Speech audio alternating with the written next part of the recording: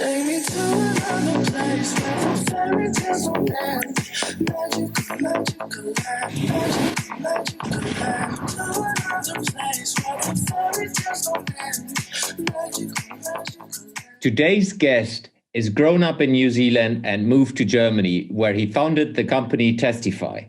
Testifi offers cutting-edge test automation tools and services to massively speed up the process of large-scale software delivery in enterprise applications. Please welcome to the show, Dan Burns. Hey, Dan, welcome to the show. How are you doing? Great, thank you, Jens. Happy to be on the show.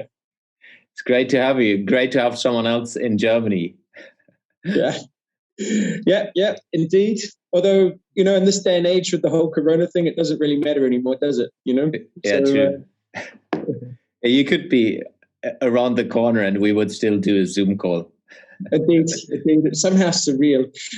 On the upside, the world's become a flatter place, right? So it doesn't matter if we're now dealing with customers anywhere, basically. So, yeah.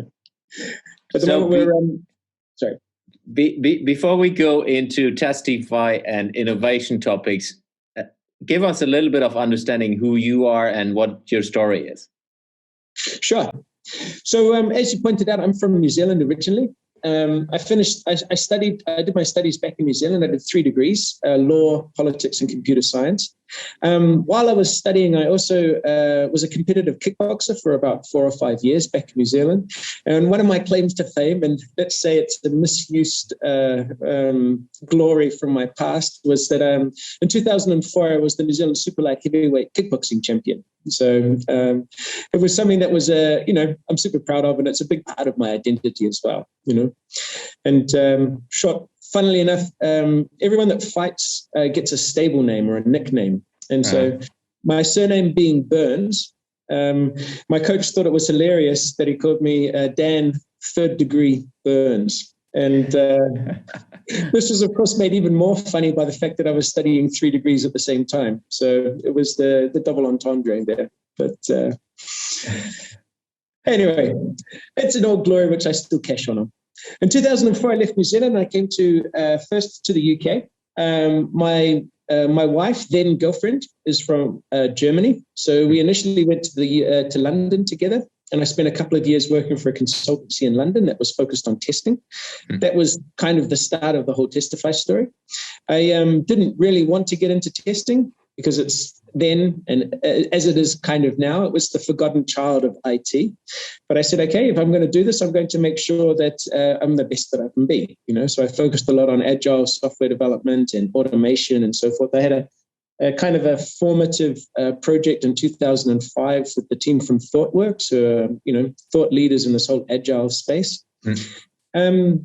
I had a lot of experiences around this. I worked with this consultancy for nearly 2 years, and then I basically spent from mid-2006 through until when I started Testifi, kind of consulting throughout Europe. So I worked, my first project was in Russia, at Moscow. I had the option of the Royal Bank of Scotland, literally 200 meters down the road from where I lived, or Moscow. And so, of course, I went for Moscow because why not? And during that time, I saw a lot. I worked on around 25 different enterprise projects, varying shapes and sizes. In 2008 to 2009, I took a year out and I did an MBA at the Untitled, which was focused on innovation and entrepreneurship. Because it was clear to me then that I was super interested in this whole topic of entrepreneurship and innovation, and I wanted to tie it back in somehow to the path that I was treading. Shortly after the MBA finished, my first child was born, my first daughter. So I have three girls. So she was born in 2010. Then it became a bit more pressing that I get some more money coming in, so I went back to freelancing. The reality of fatherhood sunk in, and we had to be a little bit more serious about it. And then in 2011, I had what I would call the inception moment for Testifi. And this was a big project with a large automotive manufacturer here in Munich, where we had a large project, which was the very first project that this company had done in the space of Agile software delivery. And they asked me to put together an Agile testing strategy, which I did with eagerly. And I delivered a 70-page handbook, because that's how you do things, these big companies, very agile. And they turned around and told me, stop, Dan, we don't see the need for test automation on this project, I couldn't believe it. There was more than 200 developers running Scrum of Scrums. We had all of this desire and this, this modern kind of approach to development and innovation and so forth. But, there was fundamentally a whole lot of these infrastructure problems weren't being addressed. There was no coordination, there was no coherence, there was no overriding concept for how, for the mechanics of delivering the innovation or the software. So at that point, that was the time when I really decided, okay, there's something that's got to be done, and I'm going to do something about it. And that was basically the point where I decided, okay, that's this Testifi story needs to come to life. And so I continued to freelance for another few years. Then in 2015, I came back to this manufacturer. I met my business partner there, and we started working together on a project. And after a little while, we decided to set up Testifi. We spent the first 1.5 to 2 years kind of working on Testifi as a side project. So we started in 2017. Testifi just became 4 years old just the other day, in fact. So the 17th of March, our 4th birthday. So it was of course a cool and exciting period to go through this, and in 2019 we decided, okay, let's make Testifi a full-time gig, right? And so from 2019, we were all in on Testifi. And, the company grew really fast. So at the start of 2019, there was 2 of us. We got our first employee, he joined properly in February. By the end of 2019, we had 6 people in the team. By the end of 2020, we had 18 people in the team. And we've now got around 30 people in the team at the moment, and it's moving forward. And that's in a very short, in a nutshell, that's kind of my story and what brought us to here and now with Testifi and my chat with you. Yeah. So great. Interesting story. So if we dig a little bit into the entrepreneurial way of thinking, what was the decision point, the thing that get you towards, hey, let's build this as a business. Let's go all in 100%. What was the key thing for you? Yeah, sure. I mean, there were a lot of little things, these things culminated. I mean, I guess perhaps you could say it started to a certain extent with the MBA that I did. So doing an MBA is not necessarily the path to innovation. The MBA that I did was focused on innovation and entrepreneurship. It's obviously a very sexy and in topic at the moment. But, just with every other MBA, or just as with every other MBA, it's not really going to give you a deep insight into one particular topic, but it's going to give you an overview of a lot of things. So if I'm being honest, the MBA didn't really drive me down this path of entrepreneurship, but it did give me, kind of prime me to be aware or to be looking for these opportunities, And like I said, it was something that I had always been interested in. One of my other big, let's say, problems with my career or my was that I didn't really have a clear red line through my CV. I had so many different interests and so many different aspects. I had this strong. I had 4 degrees. I had the kickboxing. I had, on the one hand, a very strong technical background, but on the other hand, much more of a focus around people and communication, So all of these things added up to being a general feeling of discontent, with the let's say, a standard path, I had obviously a deep insight into testing and software delivery because I've been working in this industry since 2004, So it makes sense then to focus on, something that you've got a deep insight into. And I guess one of the problems that I had was that I tried a couple of times with some people to implement some of the ideas that I had, but I lacked really, like a super strong technical implementer. And, to start off with, it's super difficult to find people that you can trust to work together with, like I said, I tried a couple of times to make it happen, and it, there just wasn't the same level of commitment. So I worked with my partner Henning for nearly 2 years before we founded Testifi. We were working together on the project, building up a feeling for how we could work together and, what made sense and so forth. And then once we founded Testifi, first it became a vehicle for our freelancing work. And secondly, then we were able to focus on building up the concept on the side. And I recently contributed to a blog post on sidepreneurship. And, there's a lot of really good reasons for why not going all in from the start is a good approach. I mean, one of the things was as well is that I was, I am a father. I have 3 children. It's not like I can go all in on a, no risk, no fun kind of stuff, right? I have to make sure that I've got income coming in, So this kind of sidepreneurship gave me the opportunity to iterate around their idea and finalize our concepts and come out with a concrete and coherent solution that we could bring to the market in a viable way. So we had our first project we got in 2018, and that allowed us to sort of just take these ideas and really apply them concretely to a customer, right? So, in the end, the number one most important precondition for any company is customers. That's the only thing that you need in order to start a business, right? Yeah. So we already had our first customer. We had a strong indication that we would close the second customer, which was Vodafone. And, that was kind of enough of a signal for us to say, okay, well, we don't know how this is going to work out, but there's enough legs here in this to really give it a go and to make it happen. And so, this building up of confidence, the slow but sure, the positive signs and everything like this, it looked really good. It was, of course, a long and cold winter once we finally did go all in, right? I'll be honest with you. It was super stressful. We had a lot of issues that we had to deal with. I mean, nothing can really prepare you for going all in on an entrepreneurial adventure, really being totally self-sufficient and, having to, find customers and projects which feed you, and not just you, but the rest of the team, because the team, starts to grow quickly, and they do their thing by turning up and working hard, and we have to do our thing by paying them. That's how it works, right? Yeah. And this is scary, and there were times when I wasn't sure how I was going to pay. I wasn't sure how we were going to pay us, how we were going to pay the team. I always tried to pay the team as first. Yeah. But it was by hook or by crook, and I had to borrow money. I then paid the money back when I could. We had to try and make deals.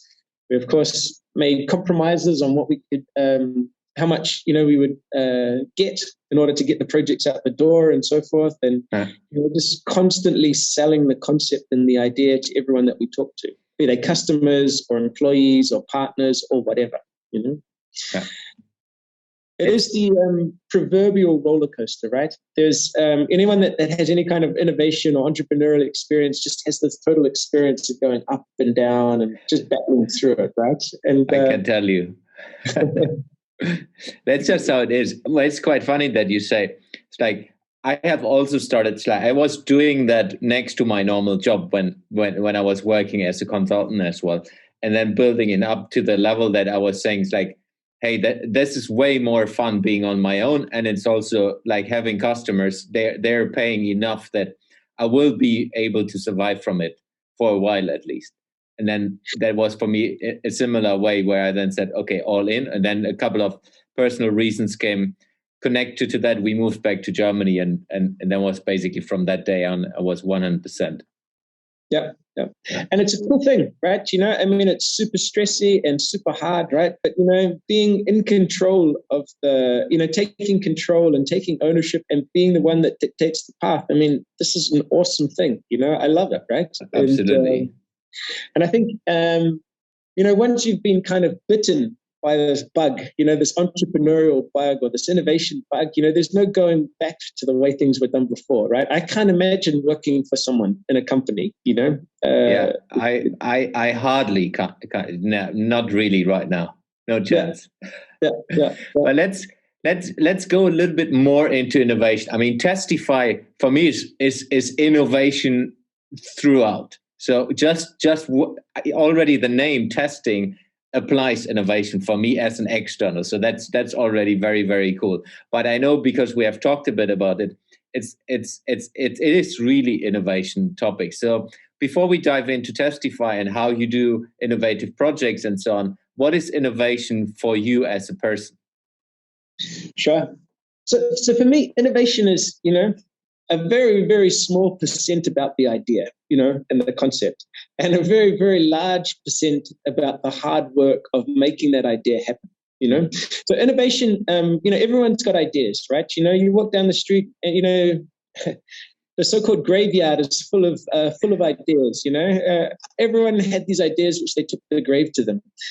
What's the exception is the people that take those ideas and just through relentless hard work and grind and grit and blood, sweat, and tears, they take this idea and they make it happen, And in the end, this is what innovation really is, Be that as an entrepreneur setting up a company, or as an entrepreneur inside an organization, changing things and making things happen, Yeah.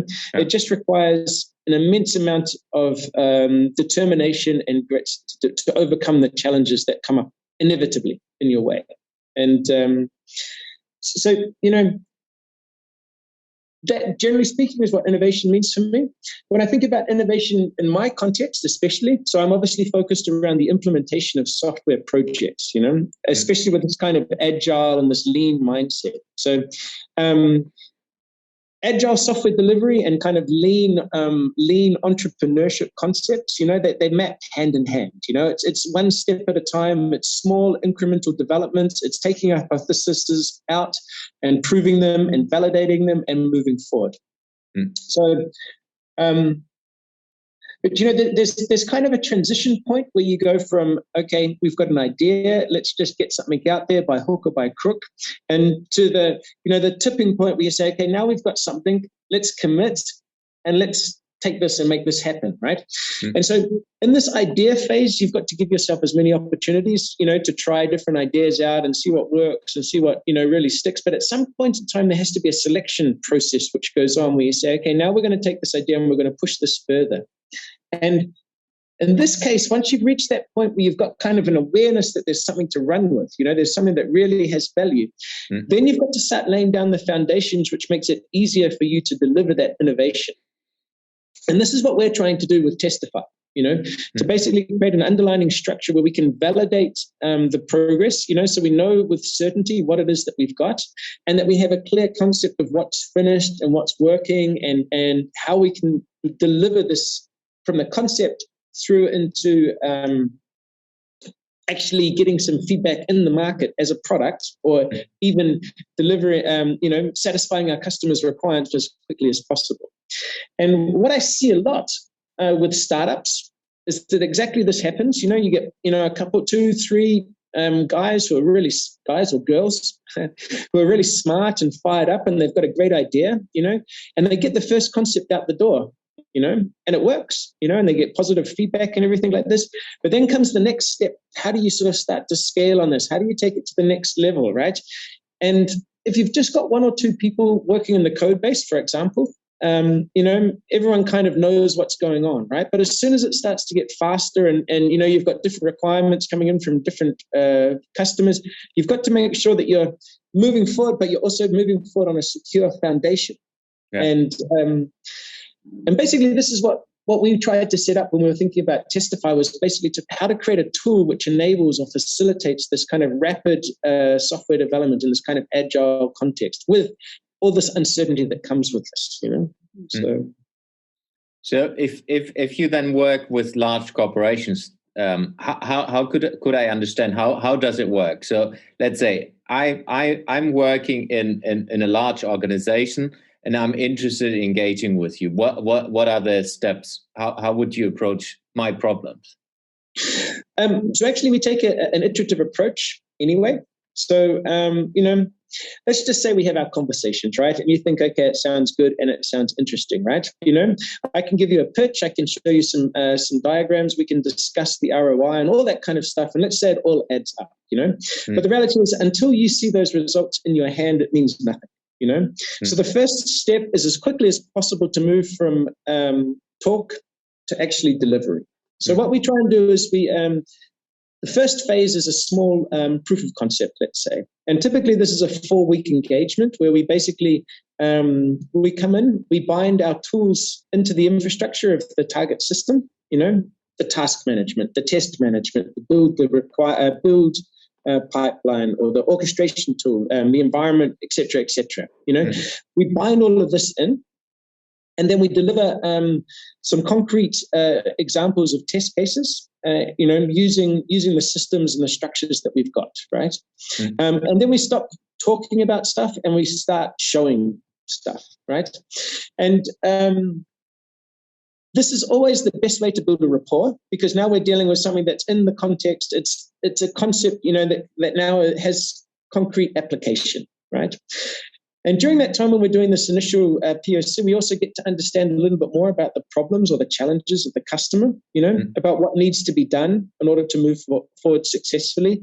And then, we can create a roadmap for how we might move forward, And this roadmap might consist of us doing the work for you, or it might be a blend where we do some of the work and we enable you as the customer to do the rest, The question is, what's the speed the customer wants to move with, and what's the appetite for doing it themselves, but the ultimate goal of every engagement is to reach a stage where we've basically set up the tools, we've created the necessary foundation, all the building blocks and elements that we need for success, and then the customer themselves are able to pick up and run with it, and then take it to the next level and use that tool effectively to move forward, or those tools to move forward. Yeah. Did I understand right that you're not replacing the tools they're using, you're basically enhancing them with your tool, or how do I understand that? Sure. So typically what we're trying to do is we try and, so what we see very often is that, there's many customers have a partial solution around test automation. They typically have, for example, Jira as the task management system, and there's a large body of information there around this. Very often they use an extension to Jira, such as X-Ray or Zephyr for test management. Then typically there's tools like Jenkins for orchestration and so forth, or there's other build tools, right? And then we have a kind of a very heterogeneous test automation landscape, shall we say. And in the first instance, what we're trying to do is we're trying to improve or supplement that test automation. Another very typical anti-pattern that we have is that we have, so it's not just that, so we have this kind of phased approach where we have first the design phase, then the development phase, then the testing phase. And once the software has been stabilized, then we have the test automation phase. Now, the problem with this is that, first of all, it leads to a silo mentality. So that's the opposite of being collaborative. And the second thing is, if the test is being done at the end, they're the most expensive, they're the most fragile, and they have the least value. So what we're trying to do actually is not just replace the tool sets, but change the entire process and do the so-called shift left, right? So we want to push the testing to the start of the process, right? So instead of having testing coming at the end, we want the tests to be done before the development starts. And in fact, we want these tests to be not just used as tests, but also to be used as the specification. So this is this kind of behavior-driven development or living specification or living document concept, right? Now, and from an innovation perspective, now this is where it starts to get really interesting. Because now, instead of having to wait, now if we do this, now we have tests. These tests will, of course, run red until they run green. But first of all, those tests have to be developed in collaboration. We have to force a dialogue between the developers, the testers, the business analysts, and so forth, right? So first of all, at the very core of this is collaboration rather than automation. And this is a huge step forward in terms of innovation and moving things forward. The second thing is now we've got this feedback mechanism, which can provide an instantaneous feedback. We don't have to wait until the development's finished and then the testing's finished before the test automation starts. We have these tools which can iterate through as many times as we like. So now what this means is that the decision makers in the team, in the first instance, that will be the developer or the tester, and then eventually to the PO and the business analysts or whatever, they get instantaneous feedback. Yeah. Now, you as the platform owner, you don't have to ask what's the status of the development. You can see it immediately. You can make a decision about whether you move forward with the current status or whether you wait, right? And this therefore means that instead of having to bet big and plan, a large chunk of functionality, we can have small micro increments. And once we are sure that the system is stable, and we can push that out the door and we can get concrete feedback, And what this brings is, this is the difference between having like these long-term fixed goals where you're kind of working in the dark before you really know where you are, to having this kind of really super iterative, super agile approach to implementing the innovation. And in the end, this is the so-called the pointy end of the stick. This is where you're taking the concepts that you've got, you're implementing them in a function in a system, and then you're getting it out the door to the customers, right? And if you can do this right, you change the relationship between the system and the business completely, right? Yeah. The dialogue changes immensely.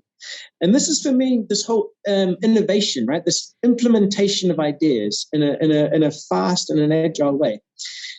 And this is something that applies both to the whole way through, from startups through to large enterprises, right? It's possible to implement these changes the whole way through.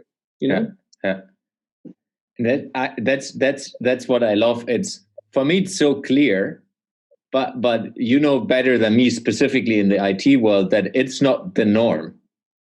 It's not everyone is doing it. And it's the same like when I'm supporting large corporations in a completely different field, which is not connected to IT or digitalization, nothing. It's still the same. If you want to build a new product, you should be testing it before you build the product to know if it's resonating with your customers. It's the same way of thinking. So you need to build up a test, or like I always say, an experimentation phase or an experimentation space where you basically understand all the nitty-gritty details. Does it need to be blue or yellow or green or whatever before you build the product in itself? And that's for me, it's so logic, but it's not logic, it's not normal. So how do you see that with, and maybe as well the difference between large corporations, really huge companies, to smaller companies, and let's not go into startup space, more into, let's say, mid-sized companies, 50 plus employees. So what do you see the difference of approaches and the biggest, let's say, mistakes or pitfalls they have? I think fundamentally, or the first fundamental point is that it's moving from a project mindset to a product mindset. So what does that mean? A project is basically a finite time. It's a fixed focus. You do the project, then you move on to the next project, right? So fundamentally, you've got the start and this end concept in mind, right? So if we move to a product mindset, we move into this kind of infinity loop, the DevOps infinity loop, where we have this constant feedback process, design, develop, test, feedback, new requirement, changing. It's this constantly evolving thing. So this is the first really important mindset thing that you've got to overcome. And what that means then is that it's, and to think about this, you've also got to try and change this mindset away from these larger deliveries, so planning like 2 releases per year, for example. If you plan something with 2 releases per year, that means you have 6 months time frame for each release, or let's say 3 releases per year. So it's very typical, three major releases per year. This is what we see a lot on large enterprises, So at the start of the year, you're planning for your first release, right? And this is, again, this kind of design, then develop, then test kind of mentality, right? So you design and you fill up the backlog and you estimate how long everything's going to take. And it doesn't take very long before your first release is completely full. So you start planning for the second release. You're starting to develop features into there. And again, everything gets full, right? So now you push the third. You're planning at the start of the year for features at the end of the 12 months, right? Now, this might be fine if you're building a bridge, but if you're building software projects, products, it's completely the wrong attitude, right? Because you don't know if the assumptions that you make at that first of those 12-month period are correct, right? Yeah.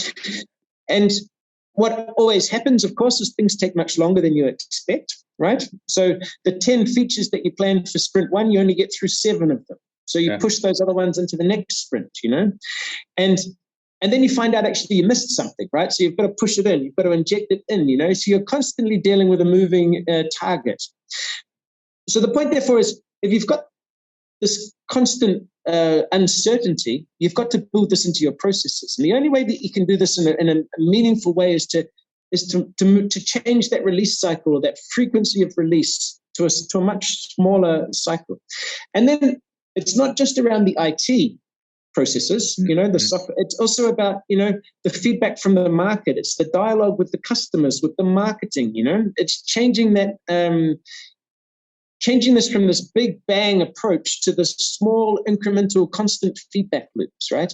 And the point, therefore, is the tighter those feedback loops, the more information that you get, the better informed you will be, and the better able you will be to make a decision, or to take that new information and to correct or to steer or to make a better decision, which will result, therefore, in the long term in a better solution. Yeah. So this is fundamentally the mindset stuff that has to change, right? Now that's a big picture thing, and that takes a lot of getting used to.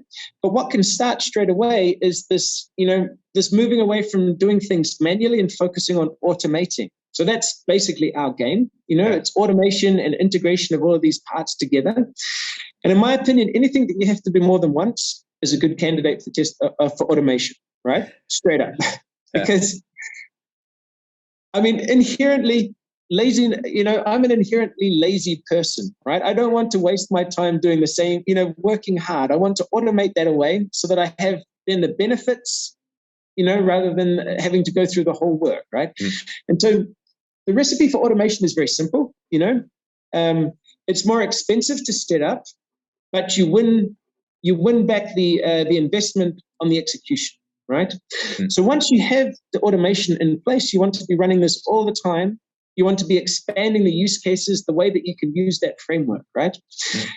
And so what happens is if you start to adapt this kind of automated, first of all, you can have a lot more security and a lot more confidence that the code's going through. It also means you can do it faster. So you don't have to wait 2 weeks to go through a manual test cycle, because you can press a button and 30 minutes later it's done, or 10 minutes later, or 5 minutes later. And so this is then this is the extreme part of this big chunking. So instead of having to chunk things into 2 week or 1 week increments, you can start to do 3 hours or an hour or half an hour. And if you can get a feedback in 5 minutes, why can't you just do a small change, press commit, and get the feedback that everything's good or not, Yeah. And so this is then the shift left plus the shift right mindset, and so if we dive back into large corporations, so if that's not the case, how difficult is, like, if they're still on a project mindset, and you're asked to help them, are you touching that first to say, hey, we need to change that, or how do you do that? Sure. So like I said in the first instance, we've got to move from a talking about to a showing, right? We've got to start doing the showing as quickly as possible. So improving the test automation can start at any time, right? We can start on day one improving the automation concept. Now, one of the important things to say is that manual tests are not necessarily the same as automated tests. Test automation fundamentally changes the way that you go, this feedback mechanism with the way that you do it. What you typically see is that you have these complicated business, these use cases which are walkthroughs from a business perspective, how a person would go through the system. Yeah. And they have maybe 20 or 30 or 50 steps, as you go through one of these complicated workflows and everything like this. Now, that might be very intuitive for a person, But what it makes much more sense is to decompose that into much smaller pieces where we have these very small, very targeted test cases, which allow us to validate points super fast, right? Yeah. Now, I would much rather take one of those 50-step test cases and break it down into 10 or 20 smaller test cases where I can parallelize it so the execution happens simultaneously anyway. So the execution costs go to zero. And then I have a very concrete feedback about each step, you know? So there's lots of different design patterns that we can use, you know, where we have functional tests, where we have layout tests, where we have like screenplays, you know, where we have user flows, you know. This basically, these are things which allow us to get a kind of a quick win, which we can start to work on. And then as we're doing this, what happens is we build up a library of building blocks or reusable blocks that we can start to use, you know, which therefore enables the team to do the testing or to create these test cases in a faster way. And then we can slowly start to shift left, you know, shift towards that specification by example kind of mindset. We're now very deep, and I love that. To simplify that for people who are not so deep into this topic, can you give an example on a software everyone understands, and how would you do that? Let's just take a website, right? And let's just imagine this website has some basic authentication, right? So we go to Jens's website, which is Jens is awesome, you know, and in order for us to log in, we've got to use just standard basic authentication, right? Which means a username and a password, right? So that means before we do any of the other fancy stuff on your website, you know, we've got to log in, right? So now we've got to navigate to the website. We've got to give the username. We've got to give the password. We've got to give go, right? And that's kind of like the gatekeeper for all the rest of the fancy functionality. Now, in the case of maybe it's simple, maybe it's more complicated. Maybe there's some two-factor authentication or whatever, you know. The point is the first time we do this, we've got to discover how that's all set up and how that's all being done, right? And, you know, that might involve a navigate step and a set password, set username, click on and then some kind of validation to make sure that we're done. So there's 4 or 5 steps that we have to do at least, right? Yeah. But every single time I'm coming to that website, I've got to go through this login. So I don't want to have to recreate that wheel every single time, you know? So I create a building block, which I can now reuse, right? And now I don't have to think about this anymore. I just say log into Jens's site, everything's cool, right? And then we go to the next challenge, you know, and then we start to uncover these chunks of functionality, which are always the same, and they're very consistent, and we start to build up a better understanding. Now, the first test is going to be a pain in the ass because everything is new. But the second test, I've already got the login, you know, and then maybe now I've also got to create the new account as well, you know, and then the third test, I've already got, you know, 3 or 4 different pieces which I can already reuse, right? And so after the 10th test or the 20th test or the 50th test, you know, now I've got 85, 90, 95% of the elements I've already got in my hand. Yeah. And now everything starts to become easier and faster. And this is the value of having this kind of systematic test automation at scale mindset, right? Because there is hard work at the start. You know, the cost is front loaded, but once you've gone through that process, then it becomes a lot faster and more effective. And then you can start to have all these benefits. And from a big picture perspective, you know, we have this right down at the functional level, at the lowest level of the component, you know, and the features of that component, right? But we can start to aggregate all of that information and start to roll it up. And usually a complex system, you know, there's 2 or 3 different, there's a front end, there's a back end, there's a database, you know, there's different microservices, you know, and now we can start to compare values from each of these different systems, you know, and we can roll it up a level. And now as the platform owner, I can come into a single place where I can see this whole view, you know, I can see the health of my system in a comparable way, you know, and you can keep on rolling this up. Another exercise that I like to do is kind of a value stream mapping, where we think about the whole value stream of an organization. Can be inside a department, or it could be across the entire value stream. For example, let's say at the end of the value stream in a car manufacturer is the after sales department, right?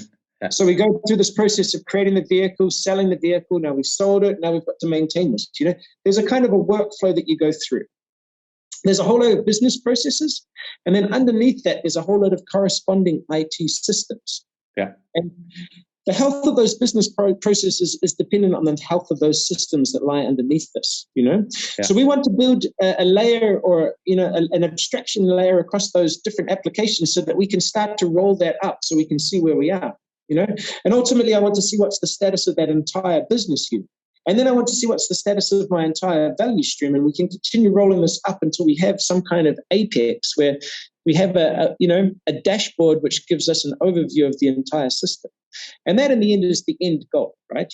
That now the decision makers at that organization, whether it's with 50 people or 1,000 people or 10 or 20 or whatever thousand people that might be there, you have a consistent view of your entire system, which you can drill into as required. And this kind of insight and overview has tremendous value. First of all, for the operations perspective, but secondly, from an innovation perspective, because now you can see very concretely and very quickly, what's the impact of any kind of change to the system. Yeah, 100%. That's what before you said it, I wanted to say it as well.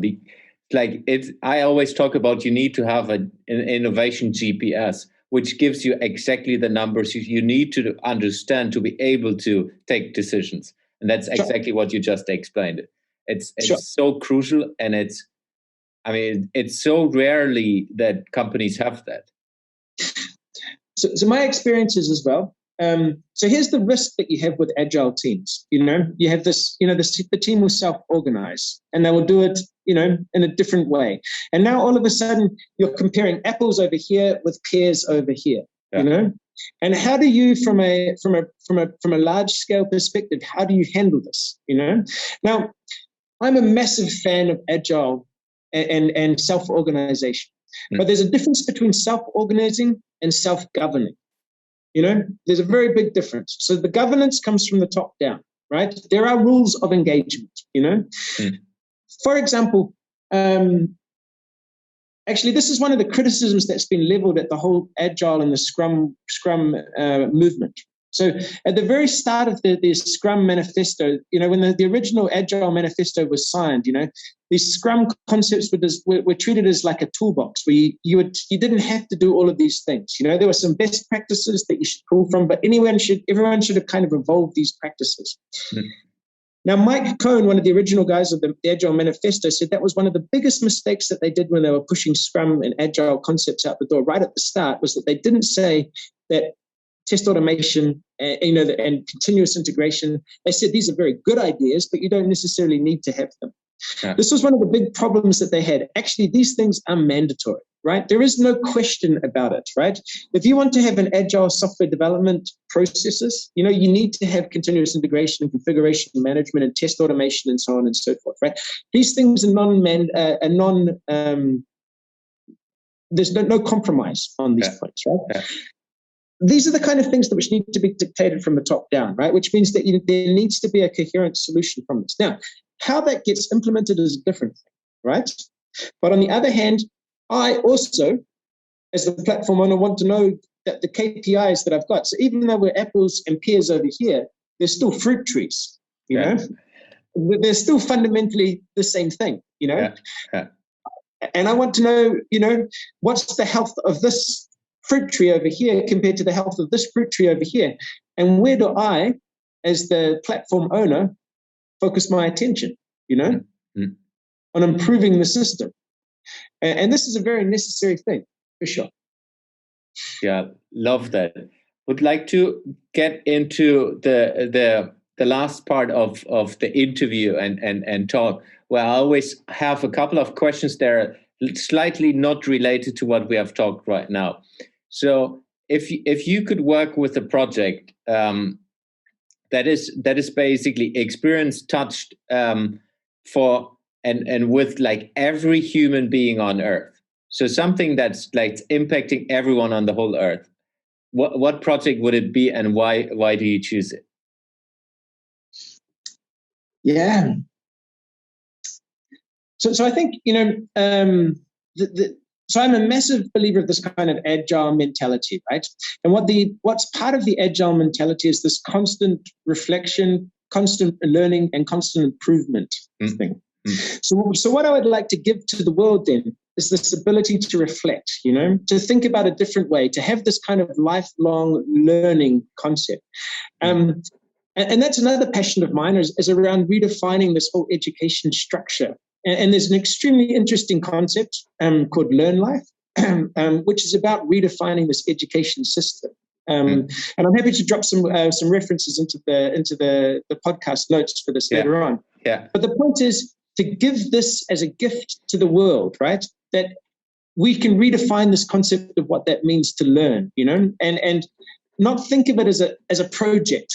You go to school for a certain period of your life, you have primary school, you have secondary school, you go to university or whatever, but instead thinking of it as you are the product, right? This is a lifelong learning thing where you can redefine how you learn, and, you can take this incremental process, you can have the feedback loops, and I think this is not just a gift that would be a luxury. This is a gift that's a necessity as society changes, right? As the rules of our working environment change, as we have more artificial intelligence, as we have more competition from this kind of worldwide global landscape and so forth. So this is a super interesting topic. And if there was one thing that I could really do, this would be it, for sure. That's a really cool one. So looking forward, we're now in early 2021, still all in lockdown. Where do you see yourself in a year from now? Yep. So we've set ourselves some fairly aggressive goals. So first of all, from a Testifi perspective, we've gone through a very big growth phase. We've got, from 6 people in 2019 to 30 people now. So we've got some aggressive growth goals, which we need to push out. So hopefully we'll be achieving them, which will be pushing us. We're around 1 million revenue at the moment, and we need to get to around 3.5 to 5 million by the end of this year. So that would be my first goal, right? Yeah. If we're going to do that, then that's going to mean that the size of Testifi will at least double, so we'll be talking at least 60 people. Yeah. And hopefully that will mean that I can sleep a little bit easier at night, not having to worry about where all the money's coming from, that would be nice. That's helpful, yeah. Because I can tell you there's been a lot of lost nights of sleep at the start since the start of this year, just about how it all moves forward and everything.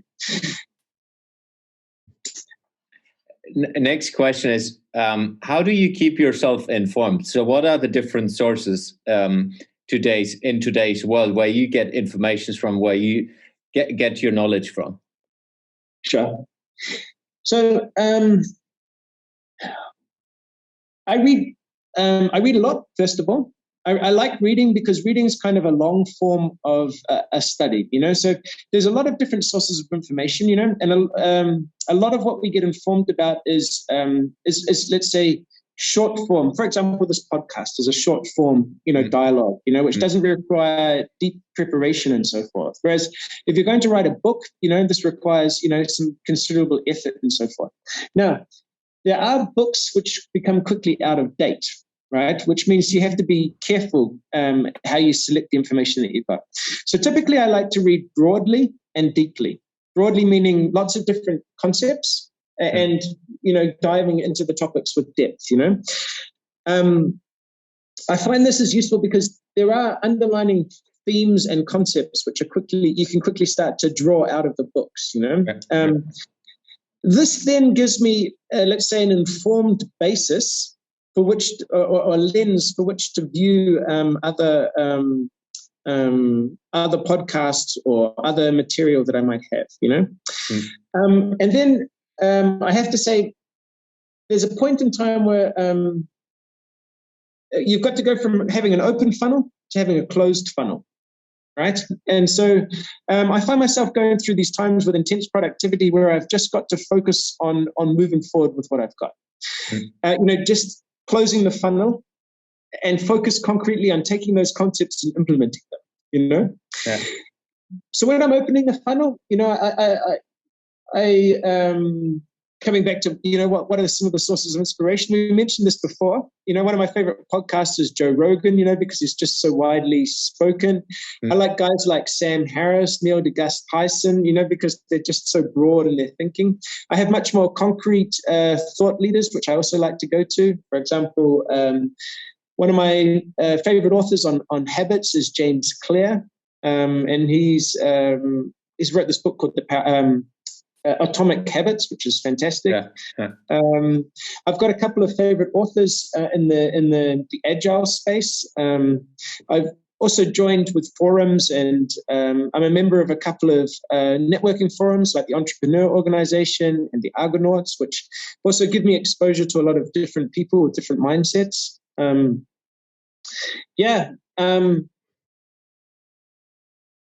Just generally speaking, it's this combination between this open funnel and this closed funnel, really. Yeah, I like how you explained it. So you have a base layer, which is basically like the books and the long form, and then you stack up with the more shorter form of content and so on. It's quite interesting to see it like that. And anything we have missed to talk about? I'm sure there's lots of topics. I mean, it's. There's lots of things about habits and building systems and focusing on this kind of consistent delivery, Like I say, James Clear is one of my favorite guys on this one. And indeed, these are some of the values that I've got in the company as well, about, I call it freedom through discipline, And the point here is that, Rome wasn't built in a day. There's no way you can build a city in one day. But they were laying bricks every day, every hour, right? And they were relentlessly building these things, And it was the system of building roads and creating buildings and so forth. This engineering concept, that was the value of the system that they had, right? Rome was the product, Rome was the outcome, but not the value. The system was the value, right? And this for me is one of the most important things when I think about, how to create value, right?